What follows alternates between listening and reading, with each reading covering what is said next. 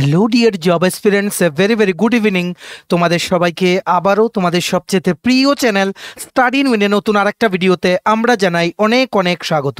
আজকের এই ভিডিওটা তোমাদের সকলের জন্য খুব খুব গুরুত্বপূর্ণ। দুটো ইস্যু যেটা নিয়ে আমরা সবচেয়ে বেশি কোয়েরিজ বা কোশ্চেন্স পাচ্ছি তোমাদের থেকে, সেই জিনিসগুলো নিয়ে আমরা আলোচনা করব। ভবিষ্যতে কি হতে পারে বা বর্তমানে কি হচ্ছে সেই জিনিসগুলো আমরা সমস্ত কিছু অ্যাসপেক্টস এই ভিডিওতে আমরা কিন্তু আলোচনা করার কিন্তু চেষ্টা করব। ঠিক আছে, সবার জন্য গুরুত্বপূর্ণ আপডেট। সবচেয়ে প্রথম হচ্ছে যেই জিনিসটা ট্রেন্ডিংয়ে আছে বিভিন্ন সোশ্যাল মিডিয়া প্ল্যাটফর্ম, বিভিন্ন ন্যাশনাল মিডিয়া, ইন্টারন্যাশনাল মিডিয়াতেও এই জিনিসটা নিয়ে আলোচনা হয়েছে। আমরা এক দুটো আর্টিকেল দেখেছি যে সেটার অলরেডি কিন্তু অনেক ট্যাগলাইন দেওয়া হয়েছে যে টিপিএসসি থেকে রিসেন্টলি যে জেনারেল ডিউটি মেডিকেল অফিসারের যে মেরিট লিস্টটা বেরিয়েছে সেটাতে যিনি লাস্ট কোয়ালিফাই করেছেন ফ্রম শিডিউল ট্রাইব ক্যাটাগরি, ওনার যে মার্কসটা 14.03 বা সামথিং, ঠিক আছে, সেই মার্কসটা নিয়ে অনেক কথা উঠেছে চারিদিকে যে মিনিমাম কোয়ালিফাইং মার্কস কেন রাখা হয়নি, যেহেতু মেডিকেল অফিসারের যে পজিশনটা সেটা পাবলিক সার্ভিসের একটা মানে খুবই রেসপেক্টেবল জায়গা বা খুবই মানে দায়িত্বশীল হতে হয়, খুবই নলেজেবল পার্সন হতে হয় এই জায়গাটায় থাকতে গেলে। কেন? কারণ পাবলিক হেলথ, মানুষের স্বাস্থ্যের বিষয়টা এখানে চলে আসছে। মানুষদের অনেক রোগ হয়, তো সেখানে যেই কোয়ালিফাইড ডক্টরসরা যদি ওনাদেরকে ট্রিটমেন্ট না করে, তাহলে মানে যেই আর্টিকেল নাম্বার 21-এ বলা আছে রাইট টু হেলথ, যেটা সুপ্রিম কোর্ট বলেছে যে এটা একটা ফান্ডামেন্টাল রাইট, মৌলিক অধিকার সমস্ত মানুষের, যে নিজেদের স্বাস্থ্য ঠিক রাখার জন্য যা যা করা সেটা মানুষ করতে পারবে according to article number 21। So এই আর্টিকেলটাকে বেস করেই ত্রিপুরা হিউম্যান রাইটস কমিশন থেকে একটা পদক্ষেপ নেওয়া হয়েছে। সুও মুটো কগনিজেন্টে একটা অর্ডার ইস্যু করা হয়েছে। সুও মোটো কগনিজেন্টে মানে কেউ কোনো কেস করেনি বা কোনো কিছু সেখানে অ্যাপিল করা হয়নি, নিজেরা থেকে মানে ওনারা পদক্ষেপ নিয়েই একটা কিছু ওনারা স্টেপ নিয়েছে। ঠিক আছে, সো সেটার কপিটাও আমরা দেখাবো তোমাদের সবার রেফারেন্সের জন্য। ডিসক্রিপশন বক্সেও আমরা লিঙ্ক দিয়ে রেখেছি, তোমরা পিডিএফটা ডাউনলোড করে দেখতে পারো। এখন এই বর্তমানে এটা নিয়ে কি ইস্যু উঠেছে, এখন ন্যাশনাল মিডিয়াতেও ছড়িয়ে গেছে, ত্রিপুরার বাইরেও এই খবরটা ছড়িয়ে গেছে। তোমরা ইন্টারনেটে সার্চ করে দেখো এত কম মার্কস নিয়ে কি করে গ্রুপে গ্যাজেটেড মেডিকেল অফিসার হয়ে যাবে বা কি করে নিযুক্তি দিতে পারে গভর্নমেন্ট অফ ত্রিপুরা, এটা নিয়ে বিরাট কিন্তু প্রশ্ন উঠেছে। যেখানে আমরা দেখি যে ট্যাটের মতো পরীক্ষা, এগুলো ফিক্সড পে, ট্যাট 1 ট্যাট 2-র মতো পরীক্ষা, যেখানে 20-22 হাজার টাকা স্যালারি ট্যাট 2-তে, ট্যাট 1-এ এলডিসির মতো স্যালারি, ফিক্সড পেতে আর্থিক বঞ্চনায় রাখা হয় 5 বছরের জন্য। সেখানেও মিনিমাম 90 মার্কস পেতে হয় 150-তে, মিনিমাম অ্যাবাভ 50%।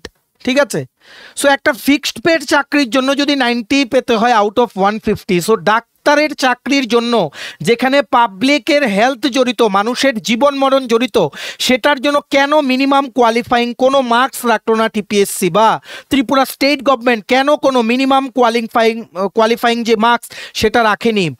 অনেক মানুষ অনেক কিছু সোশ্যাল মিডিয়া প্ল্যাটফর্মসে লিখেছে, এটা নিয়ে অনেকের বক্তব্য যে ত্রিপুরাতে ম্যাক্সিমাম কি হচ্ছে যে যারা মেডিকেল পাস করে, এমবিবিএস যারা পাস করে বা বিভিন্ন জিনিসে এমডি যারা করে, এরা নাকি ত্রিপুরায় ম্যাক্সিমাম নেই, ম্যাক্সিমাম বাইরে চলে যায় because of higher salary package and various opportunities. So তার জন্য সেখানে ডাক্তারের ক্রাইসিস। সো এই পয়েন্টটা কিছু সংখ্যক মানুষ বলছে, আবার কিছু সংখ্যক মানুষ বলছে যে ক্রাইসিস হলেও আন্ডার কোয়ালিফাইড কাউকে যদি অ্যাপয়েন্ট করা হয় তাহলে তো এটা পাবলিক হেলথ নিয়ে একটা কম্প্রোমাইজ করা হলো, সেটা কি ঠিক?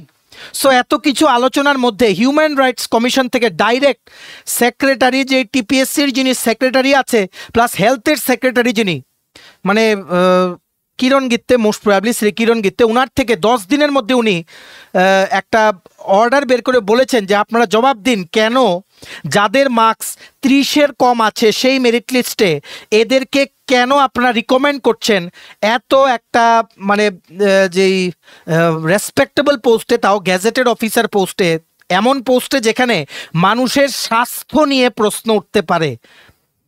ঠিক আছে, সো এই জিনিসটা আমরা পুরো দেখিয়ে দেব, এটার ফিউচার অ্যাসপেক্ট কি হতে পারে, আদৌ কি ওনাদের যেই অ্যাপয়েন্টমেন্টটা চাইলেই কি হিউম্যান রাইটস কমিশন থেকে ওনারা কোনো অর্ডার পাস করে সেটা কি স্টেট গভর্নমেন্টের মানতে হবে, বা এই পজিশনেও মেরিট লিস্ট ডিক্লেয়ার হয়ে গেছে, এই পজিশনেও কি ত্রিপুরা গভর্নমেন্ট কি পারে এই ওনাদের অ্যাপয়েন্টমেন্টগুলো আটকে দিতে? সেই জিনিসটা নিয়ে আমরা বিভিন্ন যে অ্যাসপেক্টসগুলো আছে, বিভিন্ন রুল বা ল যেগুলো আছে সেগুলো নিয়ে আমরা আলোচনা করব, কারণ অনেকেই তোমরা জিজ্ঞেস করছিলে যে আমরা কবে এই জিনিসটা নিয়ে ভিডিও বানাবো। ঠিক আছে, তারপর আরেকটা হচ্ছে জেআরবিটি গ্রুপ সি। আমরা দুদিন আগে ভিডিও বানিয়েছিলাম যেখানে বলেছিলাম যে 430 জনের যে হাইকোর্ট অনারেবল মানে হাইকোর্ট অফ ত্রিপুরা শ্রী কিঙ্কর ভৌমিক যে কেসটা করেছিলেন, এই যে কিঙ্কর ভৌমিক মোস্টলি আমাদের সাবস্ক্রাইবারও। ঠিক আছে, যাই হোক, এটা হয়তো 430 জন ক্যান্ডিডেটসের মুখে আসার একটা আলো বা একটা হাসির যে দিন সেটা কিন্তু আনতে পারে। কেন কারণ অনারেবল হাইকোর্ট অফ ত্রিপুরা ওনারা অর্ডার দিয়েছেন যে রিটেন কোয়ালিফাই করবে, ইন্টারভিউতে যাবে 3 টাইমস। মানে ধরো টোটাল পোস্ট আছে একটা, রিটেন কোয়ালিফাই করে ইন্টারভিউতে পৌঁছানো হবে 3 জনকে, 1 × 3 = 3। সো সেই জায়গায় বলা হয়েছে এই যে 3, এই 3 হচ্ছে বেসিক্যালি ক্যাটাগরি ওয়াইজ 3, মানে ইউআর থেকে 3 জনকে, মানে দেখো আমরা একটা কথা বলি, যেমন 5টা পোস্ট বেরিয়েছে, ঠিক আছে, তার মধ্যে ধরো 3টে ইউআর, একটা এসটি, একটা এসসি। সো 3টে ইউআর এর জন্য × 3 যদি ধরি, 3 × 3 9 জনকে কোয়ালিফাই করাতে হবে ইন্টারভিউতে।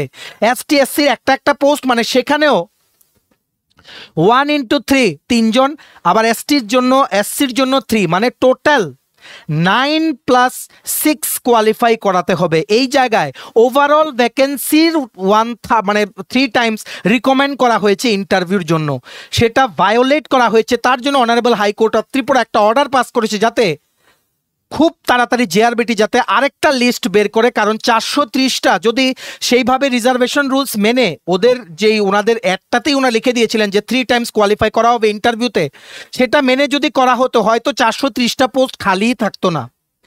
ঠিক আছে, এটা একটা বিরাট ইস্যু। সো সেটার মধ্যে নেক্সট কি পদক্ষেপ হতে পারে বা কি আপডেট আছে সেটা আমরা বলে দেওয়ার চেষ্টা করব। ঠিক আছে, এখানে যে কমিশন এনকোয়ারি করেছে বা কোর্টের কি অর্ডার সেটা নিয়ে আমরা বিস্তারিতভাবে কিন্তু আলোচনা করব যতটুকু কম সময়ে পসিবল। দুটো গুরুত্বপূর্ণ বিষয় তোমরা কিন্তু ম্যাক্সিমাম হোয়াটসঅ্যাপ, ফেসবুক, টেলিগ্রাম গ্রুপে এই ভিডিও লিঙ্কটা শেয়ার করে সমস্ত চাকরি প্রত্যাশীদেরকে গুরুত্বপূর্ণ আপডেটগুলো আমাদের এই ভিডিওর মাধ্যমে জেনে নেওয়ার তোমরা সুযোগ করে দিও। আর যারা তোমরা ফার্স্ট টাইম দেখছো আমার চ্যানেলটা, এক্ষুনি আমাদের channel study in winter subscribe করে সাইডে নোটিফিকেশন বেলটা কিন্তু অবশ্যই তোমরা ক্লিক করে রাখতে ভুলো না। ত্রিপুরার সমস্ত চাকরির আপডেট, চাকরির প্রিপারেশন করার জন্য ফ্রি ইউটিউব ক্লাসেস, সরকারি কর্মচারী ও পেনশনারদের update, educational update, current affair সবকিছু একটা প্ল্যাটফর্মে অন টাইম তোমরা কিন্তু পেয়ে যাবে। আমাদের নতুন Telegram channel, WhatsApp group, WhatsApp channel, Facebook page, সমস্ত কিছুর লিঙ্ক আমরা নিচে ডেসক্রিপশন বক্সে দিয়ে রেখেছি। তোমাদের ইচ্ছা হলে এগুলো জয়েন করতে পারো বা ফলো করতে পারো, ওখানে আমরা সমস্ত আপডেট জেনারেলি আমরা শেয়ার করে থাকি। ঠিক আছে, আচ্ছা, ভিডিওর মেইন টপিকে যাওয়ার আগে সমস্ত চাকরি প্রত্যাশীদের উদ্দেশ্যে গুরুত্বপূর্ণ আপডেট। ত্রিপুরার সমস্ত সরকারি চাকরির লিখিত পরীক্ষা বা ইন্টারভিউর প্রিপারেশন করার জন্য একদম আপডেটেড ইংলিশ প্লাস বাংলা দুটো ভার্সনে বিভিন্ন পরীক্ষার ফুল সিলেবাস, কমপ্লিট নোটস আমাদের কাছে অ্যাভেলেবল আছে, যেই নোটসগুলো পড়লে তোমাদের পরীক্ষায় অবশ্যই ভালো ফলাফল তোমরা কিন্তু করতে পারবে। এখন ইন্ডিপেন্ডেন্স ডে উপলক্ষে গতকালকে আমরা একটা অ্যাট্রাকটিভ ডিসকাউন্ট অফার লঞ্চ করেছিলাম আমাদের সমস্ত নোটসে, এখনও অ্যাক্টিভ আছে। সো তোমরা দেরি করো না, সমস্ত পরীক্ষার নোটস তোমরা অ্যাট্রাকটিভ ডিসকাউন্ট অফারে আমাদের থেকে কিন্তু পেয়ে যাবে। কোন কোন পরীক্ষা, যেমন ওয়ার্ড সেক্রেটারি, তারপর টিপিএসসি দ্বারা অ্যাডভার্টাইজ করা বিভিন্ন আসন্ন চাকরির পরীক্ষা, combined 4, youth organiser, excise sub inspector, senior computer assistant, stenographer, Tripura হাইকোর্টের LDC, PA, group D driver, DRW পরীক্ষা, ইউথ অ্যাফেয়ার্স অ্যান্ড স্পোর্টস ডিপার্টমেন্টের junior physical instructor recruitment, JRBT 2, group C, group D, forester, forest guard, Tripura police sub inspector constable, jail police, fire service, software, TRLM, TSR, intelligence bureau, SSC, RRB সহ বিভিন্ন সরকারি চাকরি লিখিত পরীক্ষা বা ইন্টারভিউর preparation করার জন্য কমপ্লিট প্রিমিয়াম কোয়ালিটি নোটস পেতে তোমরা এক্ষুনি কল বা হোয়াটসঅ্যাপের মাধ্যমে আমাদের সাথে যোগাযোগ করে নিতে পারো। আমাদের কন্ট্যাক্ট নাম্বার হচ্ছে 6033157164। আবার বলে দিই 6033157164। আমাদের কন্ট্যাক্ট নাম্বারটা প্রত্যেকটা স্লাইডের উপরে দেওয়া আছে ফর ইউর কনভিনিয়েন্স। দেখে রাখো যে জিনিসটা নিয়ে বিভিন্ন সোশ্যাল মিডিয়ার সমস্ত জায়গায় 2-3 দিন ধরে খুব কম মানুষই আছে যারা এটা জানে না, সবাই জানে। আমরা আশা করি 90% ত্রিপুরার মানুষ এই জিনিসটা নিয়ে জানে। নট অনলি ত্রিপুরা, এখন ন্যাশনাল মিডিয়াতেও এই জিনিসটা কিন্তু ছড়িয়ে গেছে। তার জন্য ত্রিপুরা গভর্নমেন্টকে অনেক প্রশ্নের মুখে কিন্তু আসতে হচ্ছে যে কেন ডাক্তার নিয়োগ করা হবে সেই পরীক্ষার জন্য কোনো মিনিমাম কোয়ালিফাইং মার্কস কেন সেট করা হলো না? ডাক্তারি একটা নোবেল প্রফেশন, ঠিক আছে, অনেক দায়িত্ব, ডাক্তাররা অনেক ব্যস্ত থাকেন, ডাক্তারদেরকে কিন্তু আমরা ভগবানও বলি, ঠিক আছে, কারণ ওনারাই ভগবান, তো মানে ওনারাই ডাক্তারদেরকে পাঠায় আমাদেরকে সুস্থ করার জন্য, ঠিক আছে, আমরা কিন্তু ডাক্তারকে ভগবানও বলি কারণ ওনারা প্রাণ বাঁচায় আমাদের, ঠিক আছে। সো এটাই প্রশ্ন হচ্ছে যে টিপিএসসির থ্রুতে যখন একটা গ্রুপে গ্যাজেটেড পোস্টে যখন রিক্রুটমেন্ট করা হচ্ছে, যেখানে মেডিকেল অফিসার নিয়োগ করা হবে, দেখো আমরা বলে দিই এই রিক্রুটমেন্ট প্রসেসে 85 মার্কসের রিটেন এক্সাম হয়েছে আর 15 মার্কের ইন্টারভিউ হয়েছে। সো 85 মার্কসের রিটেন এক্সাম, 15 মার্কের ইন্টারভিউ নিয়ে টোটাল 100 মার্কে কিন্তু মেরিট লিস্ট প্রিপেয়ার করা হয়েছে। এই জায়গায় দেখা গেছে লাস্ট কয়েকটা রোতে 14, 15, 16, 17 করে মার্কস পেয়েছে। সো এদেরকেও যদি রিকমেন্ড করা হয় তাহলে একটাই প্রশ্ন সবাই করছে যে ট্যাটের ক্ষেত্রে কেন 90 মার্ক পেতে হয়? ট্যাটের ক্ষেত্রে মিনিমাম কেন 90 মার্ক পেতে হয়? শিক্ষক নিয়োগের ফিক্সড পেড চাকরিতে 90 মার্ক পেয়ে পাশ করলে আপনারা চাকরিতে নিচ্ছেন না যদি 90 মার্কের কম হয়, 1 মার্কও আপনারা কনসিডার করছেন না। তো সেই জায়গায় এসটিদের জন্য 83 মার্কস কোয়ালিফাইং, সেই জায়গায় যেখানে গ্রুপে গ্যাজেটেড অনেক বেতন বেশি, রেগুলার চাকরি, সেখানে কেন কোনো মিনিমাম কোয়ালিফাইং মার্কস সেখানে কেন সেট করা হয়নি? ঠিক আছে, এখানে ত্রিপুরা যে হিউম্যান রাইটস কমিশন তোমরা সবাই দেখতে পাচ্ছ, এখানে ওনারা কিন্তু ডিটেইলড একটা 2 পাতা 3 পাতা রিপোর্ট দিয়েছে, যেখানে ভেরি রেপিউটেড নিউজ পেপার প্রতিবাদী column, very reputed news paper, ঠিক আছে, ওনাদের যে একটা আর্টিকেল উঠে এসেছিল, তোমরা সবাই জানো খুবই প্রসিদ্ধ নিউজ পেপার ত্রিপুরার। সো ওনাদের আর্টিকেলের উপরে বেস করে ওনারা নিজেদের থেকে একটা অ্যাকশন নিয়েছে, কাউর থেকে ওনাদেরকে বলা হয়নি কোনো অ্যাকশন নিতে বা কোনো কমপ্লেন করা হয়নি, ওনারা নিজেরাই অ্যাকশন নিয়েছে।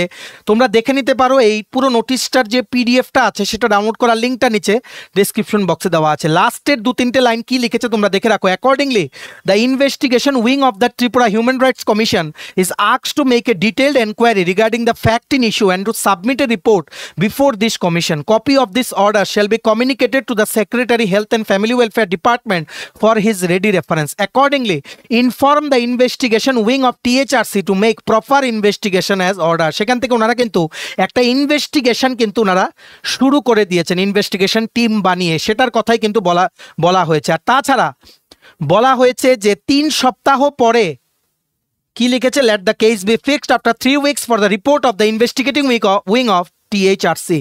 এই ইনভেস্টিগেটিং যে টিম আছে ওনাদের যে রিপোর্ট 3 সপ্তাহ পরে ওনারা জমা করবেন। আর 10 দিনের মধ্যে বলা হয়েছে সেক্রেটারি টিপিএসসি ও সেক্রেটারি হেলথ ডিপার্টমেন্টকে ওনাদের রিপ্লাই দিতে যে কেন আপনারা এত লো মার্কসে ডক্টর নিয়োগের ক্ষেত্রে আপনারা মানে কোনো যে মিনিমাম কোয়ালিফাইং মার্কস সেটা সেট করেননি, ঠিক আছে।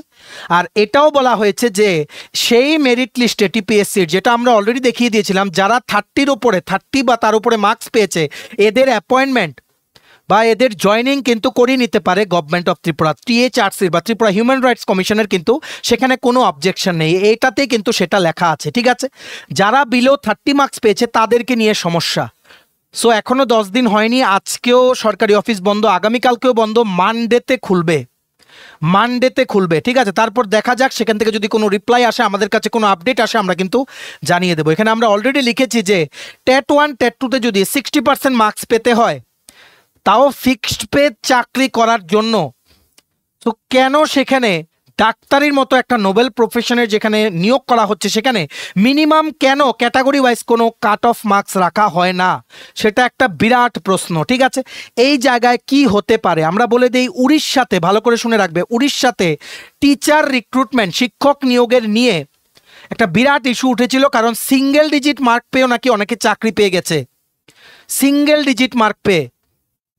সেটা নিয়ে ইস্যু উঠাতে উড়িষ্যা গভর্নমেন্ট কিছুদিন আগে যে এই শিক্ষকদের অ্যাপয়েন্টমেন্টটা উইথড্র করে নিয়েছে। সো গভর্নমেন্ট কি এখন চাইলেই পারে যে টিপিএসসির দ্বারা রিকমেন্ড করা ক্যান্ডিডেটসদের অ্যাপয়েন্টমেন্ট না করে এদের যেই রিকমেন্ডেশনটা অ্যাকসেপ্ট করলোই না টিপিএসসির? স্টেট গভর্নমেন্ট কিন্তু এই ওনাদের অ্যাপয়েন্টমেন্টগুলো কিন্তু হল্ট করতে পারে, ওনারা কিন্তু চাইলেই কিন্তু আটকে দিতে পারে স্টেট গভর্নমেন্ট, কিন্তু সেখানে কিন্তু ভ্যালিড পয়েন্ট লাগবে, পুরো রিজন দেখাতে হবে, কারণ দেখাতে হবে যে কেন, পুরো কারণ দেখাতে হবে ক্লিয়ারলি যে কেন কি এমন ইস্যু হলো যে আপনারা হল্ট করলেন? কারণ যে ক্যান্ডিডেটস ওনাদেরকে যদি বঞ্চিত করা হয় ওনারা অবভিয়াসলি কোর্টে যাবেন, ঠিক আছে? তারপর কোর্টকে কিন্তু দেখো আমরা বলে দিই টিপিএসসি হচ্ছে বেসিক্যালি একটা স্টেট পাবলিক সার্ভিস কমিশন, ঠিক আছে? ওনারা শুধু রিকমেন্ডেশন দেন, ওনাদের রিকমেন্ড করা ক্যান্ডিডেটসকে নিয়োগ করতেই হবে এমন কিন্তু কোনো বাধ্যকতা নেই বা কোনো হার্ড মানে কোনো এই রকম মানে করতেই হবে এমন কোনো রুল বা নিয়ম কোনোখানে নেই। টিপিএসসি জাস্ট রিকমেন্ড করে, গভর্নমেন্ট অ্যাকসেপ্ট করবে কি না সেটা ওনাদের ব্যাপার। যদি অ্যাকসেপ্ট না করে এমনি এমনি করলে হবে না, না করলে হবে না, ভ্যালিড পয়েন্ট বা রিজন কিন্তু দেখাতে হবে, ঠিক আছে? গভর্নমেন্টের জাস্টিফায়েবল রিজন দিতে হবে যে আমি কেন রিজেক্ট করলাম, এটা কিন্তু পাবলিকলি কিন্তু সেটা জানিয়ে দিতে হবে, ঠিক আছে?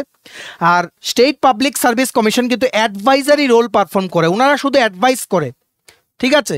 আর ওনাদের রিকমেন্ডেশনগুলো কিন্তু অটোমেটিক্যালি ইমপ্লিমেন্ট হয়ে যায় না, গভর্নমেন্ট অ্যাকসেপ্ট করে তারপরে কিন্তু ইমপ্লিমেন্ট হয়, ঠিক আছে?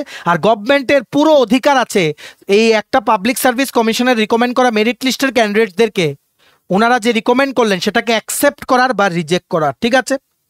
এটা কিন্তু জেনে রাখতে হবে। আর স্টেটের যে আইন কানুন আছে সেই আইন কানুন মেনেই কিন্তু গভর্নমেন্টের সমস্ত কিন্তু কাজ করতে হবে। এখানে আরেকটা কথা বলে দিই যে হিউম্যান রাইটস কমিশন ওনারা যে একটা ইনভেস্টিগেশন টিম ওনাদেরকে দায়িত্ব দিয়েছে এই জিনিসটাতে ইনভেস্টিগেশন করতে, ওনারা 3 সপ্তাহ পরে সেটা নিয়ে ওনাদের রিপোর্ট সাবমিট করবে। 10 দিনের মধ্যে সেক্রেটারি টিপিএসসি ও হেলথ ডিপার্টমেন্টকে ওনাদের জবাবটা দিতে বলা হয়েছে। যদি হিউম্যান রাইটস কমিশন এনকোয়ারির পরে কোনো অর্ডার যদি পাস করে, ওনারা শুধু রিকমেন্ড করতে পারবে গভর্নমেন্টকে, ওনারা সাজেশন দিতে পারবে গভর্নমেন্টকে যে আমরা এমন এনকোয়ারি করেছি, আমরা এমন রিপ্লাই পেয়েছি সেক্রেটারি হেলথ বা টিপিএসসি থেকে, আমরা এটা সাজেশন করছি গভর্নমেন্টকে, ঠিক আছে? আর ওনারা চাইলে কিন্তু ওনাদের অর্ডারে সেটা যদি গভর্নমেন্ট না মানে ওনারা কিন্তু কোর্টেও কিন্তু যেতে পারে, ঠিক আছে? ওনারা মানে দে ক্যান অ্যাপ্রোচ হাইকোর্ট বা সুপ্রিম কোর্টেও ওনারা কিন্তু যেতে পারে, যাতে মানে কোর্ট যাতে ডাইরেকশন দেয় বা অর্ডার বা রিট যদি নেসেসারি হয়, ঠিক আছে? আশা করি তোমরা বুঝতে পেরেছো। এই জায়গায় Tripura human rights commission directly ওনারা কোনো অ্যাপয়েন্টমেন্ট আটকে দিতে পারবে না, ওনারা কিন্তু জাস্ট সাজেশন দিতে পারবে। কিন্তু এটা খুবই দারুণ একটা পদক্ষেপ, যেখানে এত প্রশ্ন উঠছিল পুরো ব্যাপারটা তাহলে কিন্তু ক্লিয়ার হয়ে যাবে সেই ওনাদের রিপ্লাইটা পেয়ে, ঠিক আছে? এখানে কেন একটাই প্রশ্ন, ডাক্তারির মতো এত বড় প্রফেশনে যেখানে মানুষের জীবন মরণ জড়িত, সেখানে কেন কোনো minimum qualifying cut off marks রাখা হলো না ত্রিপুরার অন্য এক্সামে, যেখানে প্রচণ্ড হাই কাট অফ মার্কস যাচ্ছে এখন বিভিন্ন পরীক্ষায়? সো ডাইরেক্ট গ্রুপে গ্যাজেটেডের চাকরি, সেখানে কেন মিনিমাম কোয়ালিফাইং মার্কস রাখা হলো না? হ্যাঁ, ডক্টরের শর্টেজ আছে, কিন্তু শর্টেজ হলে কি you have to compromise on the quality of health care services? So এমন করে অ্যাপয়েন্টমেন্ট হলে তো এভরিওয়ান ফিলস যে কি quality of health care services in Tripura will gradually degrade. So তার জন্যই কিন্তু এই এত বড় ইস্যুটা কিন্তু হয়েছে। এখন দেখা যাক, তবে এখন পর্যন্ত এখনও যদি গভর্নমেন্ট যারা সেই লিস্টে 30 বা তার উপরে নম্বর পেয়েছে তাদেরকে যদি অ্যাপয়েন্ট করে কোনো সমস্যা নেই, ঠিক আছে? আর বিলো 30 যারা পেয়েছে, ত্রিপুরা হিউম্যান রাইটস কমিশন ওনারা রিকমেন্ড করেছে গভর্নমেন্টকে, ওনারা সাজেশন দিয়েছে যে আপনারা 30 কমে যারা মার্কস পেয়েছে এদের অ্যাপয়েন্টমেন্টটা আমাদের এনকোয়ারির রেজাল্ট না আসা পর্যন্ত আপনারা থামিয়ে রাখুন, ঠিক আছে? এটাই কিন্তু বলা হয়েছে। সো আশা করি তোমরা বুঝতে পেরেছো পুরো জিনিসটা। এখন দেখা যাক গভর্নমেন্ট কি ডিসিশন নেয়, গভর্নমেন্ট কি সেটা অ্যাকসেপ্ট করবে না রিজেক্ট করবে, সেটা কিন্তু গভর্নমেন্টের উপরে। সেটার ব্যাপারে কোনো আপডেট এলে আমরা জানিয়ে দেব। তবে আমরা ফিল করি কমপ্লিটলি আমাদের ভিউজ, সেটাতে তোমরা মানতেও পারো নাও মানতে পারো, যে মিনিমাম একটা কোয়ালিফাইং মার্কস পরীক্ষার লেভেল বুঝে, পোস্টের লেভেল বুঝে, দায়িত্ব বুঝে মিনিমাম কোয়ালিফাইং মার্কস সব কিছুতে থাকা উচিত। শর্টেজ থাকলেও আন্ডার কোয়ালিফাইড ক্যান্ডিডেটস কোনো পরীক্ষায় যাতে অ্যাপয়েন্টেড না হয়, কোনো পরীক্ষায় যাতে অ্যাপয়েন্টেড না হয়, এটা কিন্তু দেখা কিন্তু জরুরি, বা এমন একটা সেট করা কিন্তু জরুরি। এই জায়গায় গভর্নমেন্ট যদি অ্যাপয়েন্টমেন্ট রিজেক্ট করে, যেটা উড়িষ্যা গভর্নমেন্ট কিছুদিন আগে করেছে, টিচার অ্যাপয়েন্টমেন্ট যেখানে সিঙ্গেল ডিজিট মার্ক পেয়েও নাকি চাকরি পেয়ে যাচ্ছে এরকম অভিযোগ উঠেছিল, যদি করে সেখানে গভর্নমেন্টের সলিড সমস্ত প্রুফ জমা দিতে হবে স্টেটের আইন কানুন মেনে। এটা নিয়ে বিধানসভায় কথা উঠবে, আসন্ন সেপ্টেম্বর মাসের 19 তারিখ বিধানসভা আছে, সেটা নিয়েও কিন্তু এটা একটা বিরাট ইস্যু। এটা নিয়ে কিন্তু অনেক প্রশ্ন কিন্তু উঠবে যে কেন কোনো মিনিমাম কোয়ালিফাইং মার্কস সেট করা হয়নি, ঠিক আছে? সো আশা করি তোমরা বুঝতে পেরেছো। সো এখন আপাতত কোনো আপডেট নেই, আপাতত ওয়েট করতে হবে অ্যাটলিস্ট 10 দিনের জন্য, তারপর রিপ্লাই এলে যে ইনভেস্টিগেশন টিম ওনারা ইনভেস্টিগেশন করবেন, আর 30+ যারা মার্কস পেয়েছে 30 বা 30+, এদের ইমিডিয়েট অ্যাপয়েন্টমেন্ট কিন্তু দিয়ে দেওয়া হবে। ঠিক আছে, আশা করছি সেপ্টেম্বর মাস থেকে ওনাদের কিন্তু জয়েনিং হয়ে যাবে। বাকিদের কি হবে সেটা এখনও কিন্তু স্পষ্ট না। এই জায়গায় স্টেট গভর্নমেন্ট কি ডিসিশন নেয় বা ওনাদের থেকে কি বক্তব্য আসে সেটা কিন্তু অ্যাওয়েটেড। এখন বন্ধ, মানডেতে খোলা, আশা করি মানডেতেও কোনো আপডেট আসবে না। আপডেট আস্তে আস্তে হয়তো এই সপ্তাহটা কিন্তু চলে যাবে। ঠিক আছে, আমরা শেয়ার করে দেবো যাই আপডেট আসে।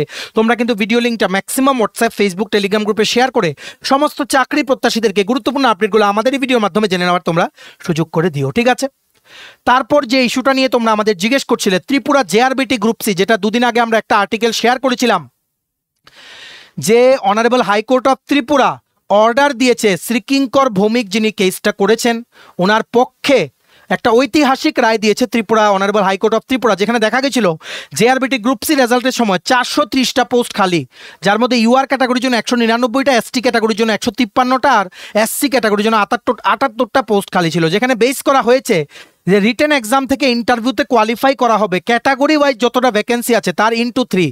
সো সেটা মানা হয়নি, সেটাকে বেস করে করা হয়েছে, বলা হয়েছে যে টোটাল যে ভ্যাকেন্সি নাম্বারটা সেটার ইনটু 3 করে ইন্টারভিউতে ডাকা হয়েছিল, যেটা গ্রস ভায়োলেশন। কেন? ক্যাটাগরি ওয়াইজ ইনটু 3 করার কথা ছিল। 7900-র মতো সেখানে কোয়ালিফাই করানো হয়েছিল, কিন্তু এই 7900-র মধ্যে আদৌ কি ইনটু 3 টাইমস করে যতটা পোস্ট আছে ইউআর ক্যাটাগরির জন্য, প্রত্যেকটা পোস্টের জন্য ইউআর এর একটা পোস্টের জন্য কি 3 জনকে ডাকা হয়েছে, বা এসটি এসসি একটা পোস্টের জন্য কি 3 জনকে ডাকা হয়েছে? সেটাই বলা হয়েছে। যদি ডাকা হতো সংখ্যাটা হয়তো বাড়তো, তো হয়তো 430টা পোস্ট খালি থাকতো না। এই জায়গায় honourable high court of Tripura order দিয়েছে জেআরবিটিকে আবার যাতে লিস্ট বের করা হয় ইনটু 3 রুলটা মেনে। সো এই জায়গায় জেআরবিটি এখন কি করবে, ওনারা কি অন্য বেঞ্চে যাবে নাকি আরও বিগার কিছু প্ল্যান করছে সেটা এখনও কিন্তু স্পষ্ট না। ঠিক আছে, তবে সেটা যেহেতু honourable high court of Tripura order দিয়ে দিয়েছে, যদি না সুপ্রিম কোর্ট বা অন্য বেঞ্চে এই কেসটা যায়, আশা করছি অন্য বেঞ্চে গেলেও সেটা সেই রকম কোনো হবে না। কেন? কারণ সেটা তো যেই ইস্যুটা নিয়ে তোমাদের এই কেসটা করা হয়েছে বা যে কেসটার রায় এসছে এটা কিন্তু ডিসপোজড স্ট্যাটাস দেখাচ্ছে, কিন্তু ডিসপোজড। তোমরা আমাদের জিজ্ঞেস করছিলে এটার অর্ডার কপি কোথায়, দেখো order copy honourable high court of ত্রিপুরার অফিসিয়াল ওয়েবসাইটে এখনও কিন্তু আপলোড করা হয়নি। লাস্ট ওনাদের যে অর্ডার কপিটা আপলোড করা আছে 29শে জুলাইয়ের জাজমেন্টের, 29শে জুলাইয়ের জাজমেন্টের। ঠিক আছে, দেখতে পাচ্ছ তোমরা সেখানে 29শে জুলাইয়ের জাজমেন্টের অর্ডার কপিটা লাস্ট তোমরা দেখতে পারবে। আর অনেকেই বলছিলে যে জেআরবিটির উপরে নাকি অনেকগুলো 90টার উপরে কেস হয়ে আছে, যদি থাকেও সেটার সাথে জেআরবিটি 2-র কিন্তু কোনো সম্পর্ক নেই। জেআরবিটি 2 আসবে, একটু দেরি হচ্ছে, কারণ যেই সংখ্যা গভর্নমেন্টকে দেখানো হয়েছিল গভর্নমেন্ট ইজ নট স্যাটিসফাইড, আরও সংখ্যা বাড়ানো হচ্ছে। রিসেন্টলি লাস্ট কিছুদিন আগে জুনিয়র কম্পিউটার অ্যাসিস্ট্যান্ট কিন্তু 22টা পোস্ট অ্যাপ্রুভ করা হয়েছিল ইলেকশন ডিপার্টমেন্টে রিক্রুটমেন্ট করার জন্য, ক্যাবিনেটের অ্যাপ্রুভেল করিয়ে। Store keeper, group D, group C, LDC, অনেক বিভিন্ন রকমের পোস্ট সবগুলো অ্যাড হচ্ছে, সংখ্যাটা একটু বড় হবে। এবার হয়তো গ্রুপ সির পোস্ট একটু বেশি হতে পারে, তবে জেআরবিটি 2 কিন্তু আসবে 2028-এর ইলেকশনের আগে। এটাই হবে একটা মাস রিক্রুটমেন্ট ত্রিপুরাতে। সবাই তোমরা রেডি হও। এই জেআরবিটির আন্ডারে যতগুলো কেস হয়ে আছে সেটার সাথে জেআরবিটি 2 আসা না আসার কোনো সম্পর্ক নেই, কমপ্লিটলি ডিফারেন্ট। আর যারা তোমরা অলরেডি জেআরবিটি 1 দিয়ে গ্রুপ সি বা ডি পোস্টে চাকরি করছো, তোমাদের এটা নিয়ে কোনো কিছু ভয় পাওয়ার নেই, কারণ তোমাদেরকে চাকরি দিয়ে যেই পোস্টগুলো খালি ছিল সেগুলো নিয়ে এই কেসটা কিন্তু হয়েছে। ঠিক আছে, অর্ডার কপিটা যখনই ওনাদের অফিসিয়াল ওয়েবসাইটে আপলোড হবে আমরা কিন্তু জানিয়ে দেবো। আর তোমরা যারা জিজ্ঞেস করছিলে যে কোন পত্রিকায় উঠেছে, দেখতে পাচ্ছ দৈনিক সংবাদ নামক রেপিউটেড নিউজ পেপারের 13ই আগস্টের যেই তোমাদের যেই পেপারটা সেটার ফ্রন্ট পেজে কি উঠেছে দেখে রাখো, চাকরি পেতে পারেন আরও 430 জন, জেআরবিটির মাধ্যমে চাকরি প্রক্রিয়া সংশোধন করতে হাইকোর্টের নির্দেশ।